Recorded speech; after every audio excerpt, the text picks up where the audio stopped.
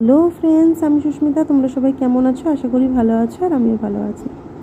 তোমাদের সাথে আগে শেয়ার করেছিলাম যে আমি অগ্রদ্বীপের মেলায় গেছিলাম। আজকে সেই লং ভিডিও তোমাদের সাথে শেয়ার করলাম।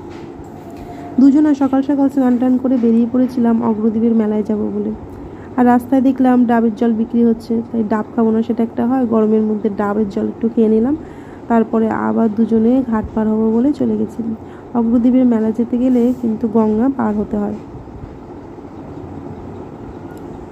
ঘাটের রাস্তায় দেখো এত দোকানপাট বসেছে যে কি বলবো, বিভিন্ন রকমের মিষ্টি। এখানে বড় বড় ল্যাংচাও ছিল, যেগুলো আগে আমি দেখিনি। আর এই প্রথম আমি অগ্রদ্বীপ আসলাম, অগ্রদ্বীপের মেলায় আসলাম। কারণ এর আগে আমি শুনেছি খুব বড় মেলা হয়, কিন্তু কোনোদিন আসা হয়নি। আর এখানের মেলায় নাকি প্রচুর ভিড় হয়, প্রচুর প্রচুর লোক বাইরে থেকে আসে। খুব আসার ইচ্ছা ছিল, তাই এবছর ভাবলাম চলো চলেই যাই, মেলাটা ঘুরেই আসি।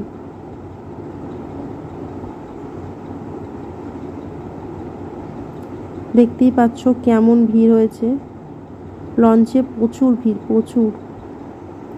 কিন্তু এখানে যাতায়াতের ব্যবস্থা খুবই সুন্দর, প্রচুর লঞ্চ ছিল, নৌকা ছিল, আর খুব সুন্দরভাবে যাতায়াত করিয়েছে। আর নেমে পড়েছি। তারপরে দেখো নেমেই হাঁটতে হবে, আবার কিছুটা হেঁটে মন্দিরে যেতে হবে।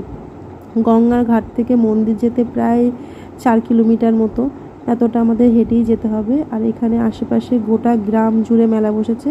মেলাটা শেষ করতে পারিনি, মেলাটা এত বড় যে শেষ করা অসম্ভব। আর সত্যি কথা বলতে এত গরম আর এত রোদ ছিল যে আমরা হাঁটতেই পারছিলাম না বেশি। আর এই যে দেখছো, এটা আখড়া বলে। বিভিন্ন জায়গা থেকে মানুষজন এখানে এসে রান্না করে খাওয়া দাওয়া ব্যবস্থা করে। এখানে অনেক বাইরে থেকে লোকজন এসেও এখানে খাওয়া দাওয়ার ব্যবস্থা আছে। এই দেখো, এই একটা আখড়া। অনেক আখড়া বসে, কিন্তু আমরা প্রত্যেকটা গিয়ে গিয়ে ঘুরে আসতে পারিনি।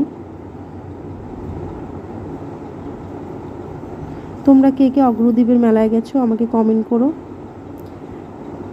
আমার সত্যিই খুব ভালো লেগেছে।